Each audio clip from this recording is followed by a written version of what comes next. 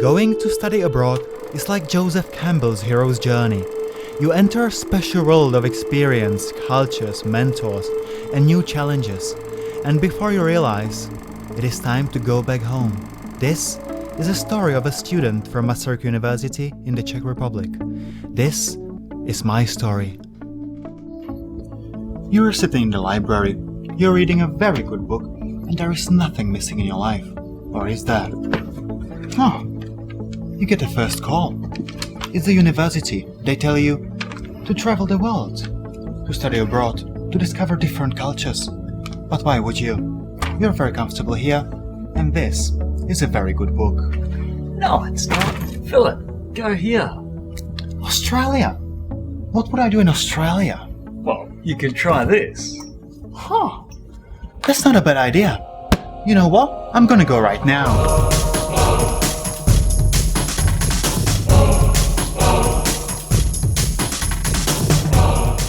2 days and several thousand kilometers later, here I am in Melbourne, a city of 4 million people, different cultures, cuisines, and a capital to art and education in Australia.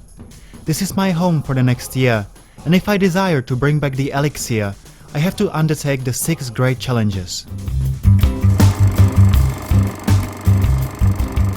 My first challenge begins at Deakin University. Here I have a chance for great education. For this, fate brings me my future mentor, James. Together, we must master the art of storytelling. Luckily, we have a bunch of great people in our team. Sometimes we do disagree, but the end result is pretty good. Check out a bit from our short gangster film, One Way. The only reason I went was because it was an easy way to sell pot.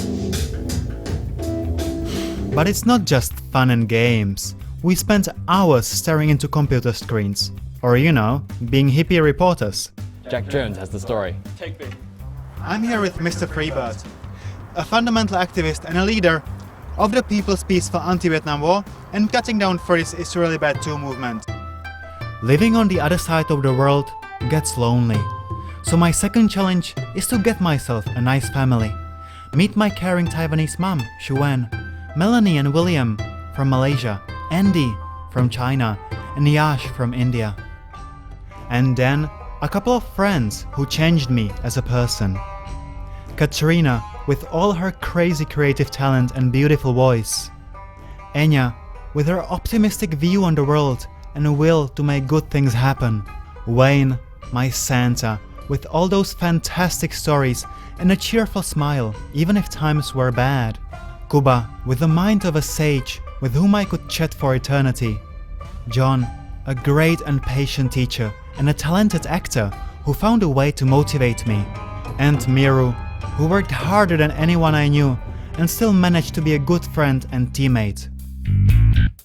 Being a poor student, the third challenge, in order to survive, was to get a job.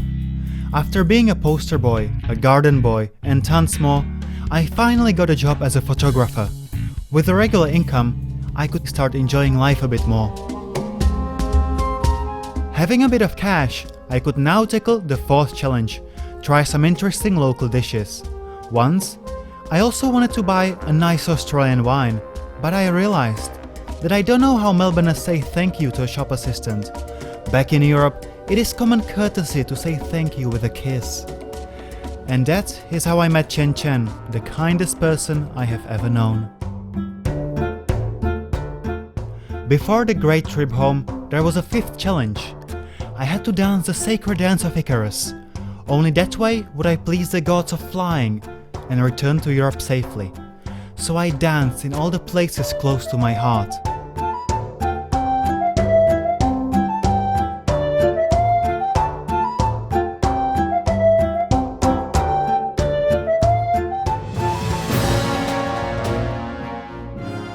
My very last challenge was to claim the elixir, which was so much more than just a transcript of records. Looking back now, Australia did change my life and was a fantastic experience. But I guess studying abroad is just something you have to try for yourself.